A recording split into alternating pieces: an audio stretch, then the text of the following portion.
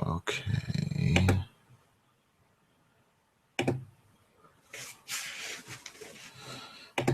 Let's see here.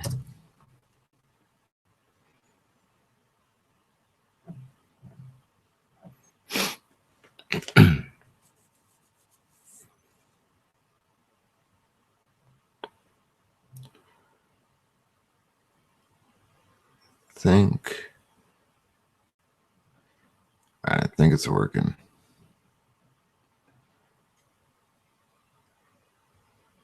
I think it might be working.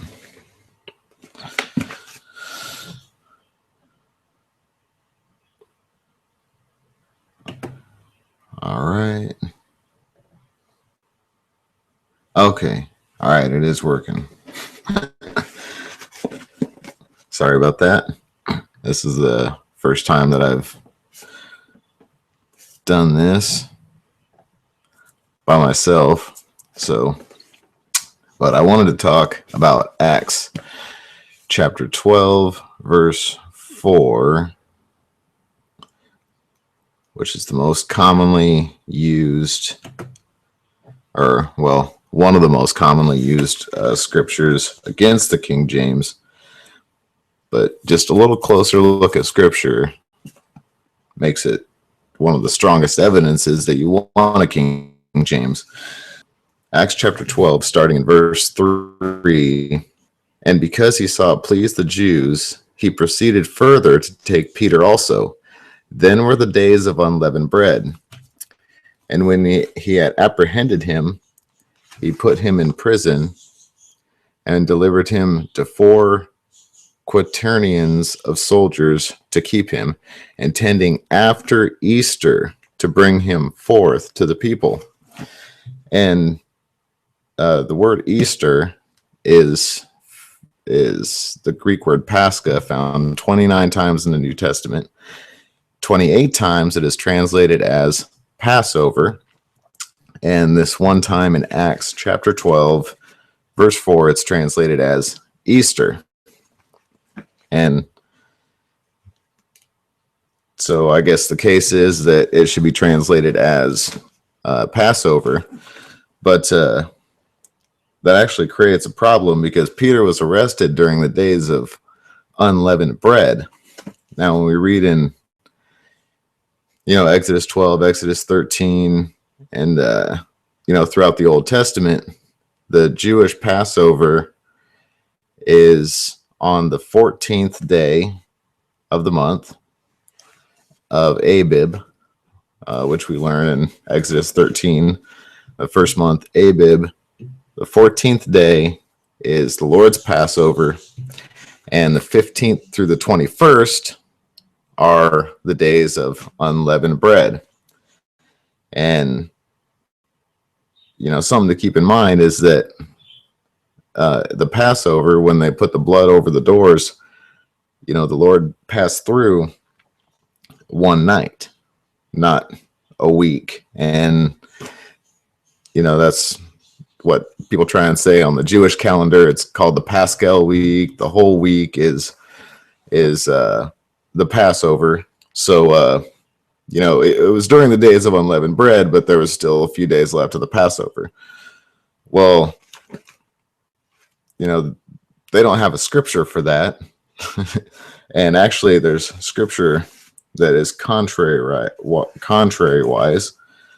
So in Leviticus chapter 23, verses 5 and 6, in the 14th day of the first month at even is the Lord's Passover, and on the 15th day of the same month is the feast of unleavened bread unto the Lord.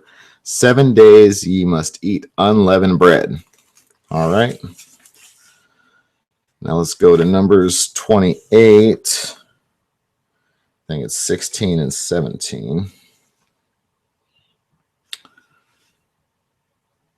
And in the 14th day of the first month is the Passover of the Lord.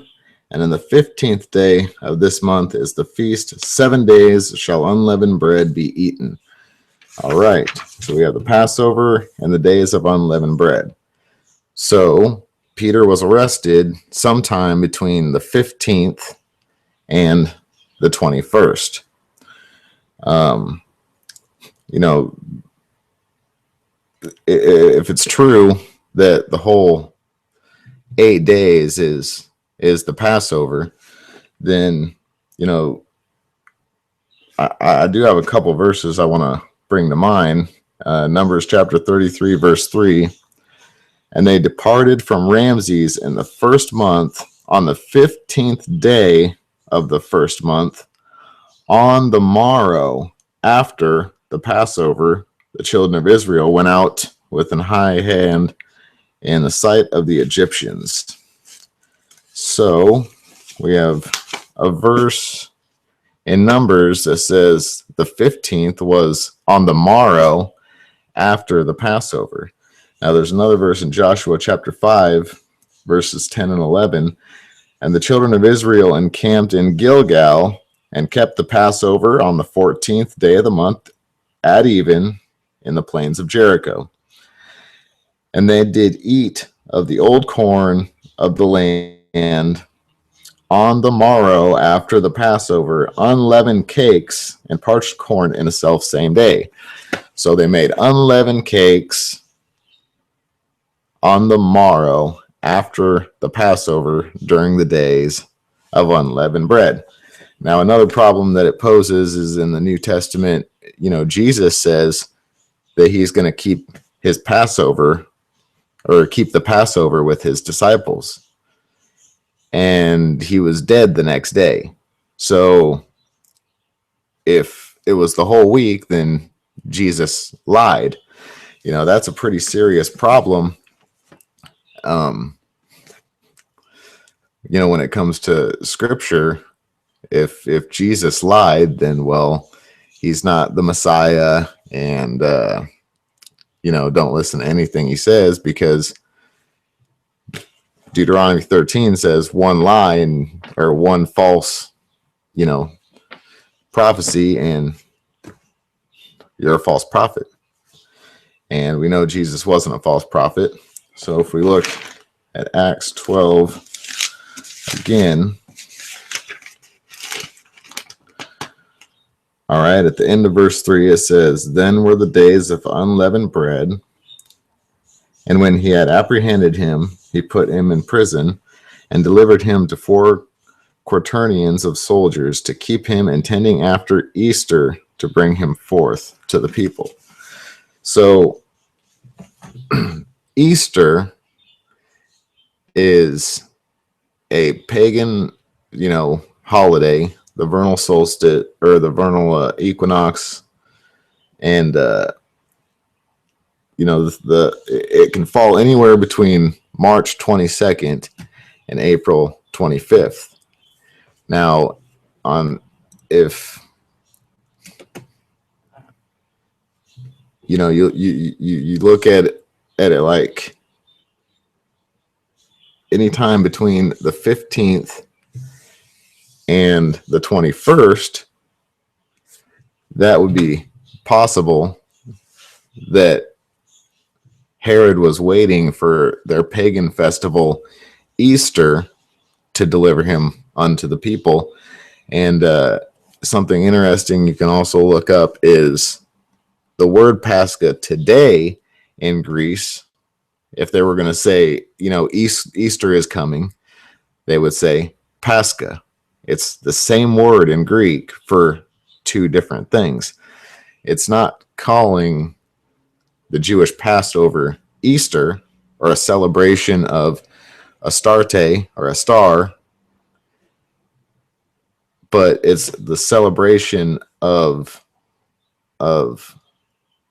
you know, their pagan festival that Herod wants to celebrate, that they're waiting for.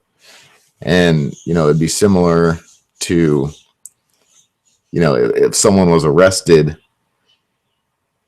on the 3rd of January and they said, well, we're waiting until after New Year's to deliver him over to the people. Well, New Year's has already passed. So, you know, what is it then? The context demands that it's not the Passover, the Jewish Passover that's being talked about, because that's already passed. Why is he waiting for something that's passed to pass? So it doesn't really make much sense. I've never really had much of a dispute on the matter after I've brought that point up, but I just wanted to talk about that and test out this live broadcasting thing and figure out if I could do it on my own. And I did. So there you have it. Until next time, my friends, I will talk to you all later. God bless.